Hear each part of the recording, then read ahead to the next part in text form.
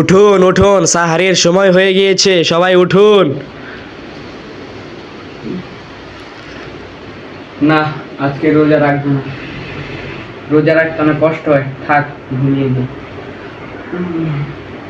Allahu Akbar. Allah.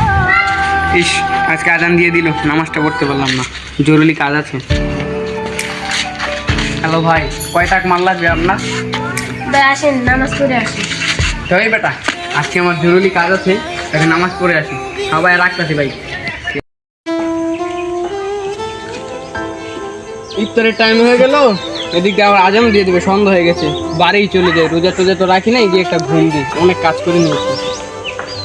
আরে ভাই, আপনি কি করছেন? ভাই ইফতারি করছি। এটুকু খাবার দিয়ে আপনি কিভাবে ইফতারি করছেন?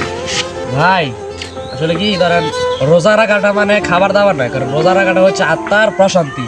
মুসলিম ব্যক্তি রোজা রেখে ইফতারির সময় যে একটা আনন্দ পায়, সেটা আপনি রোজা রাখুন তাহলে বুঝবেন। রোজা রাখা মানে আত্মার প্রশান্তি।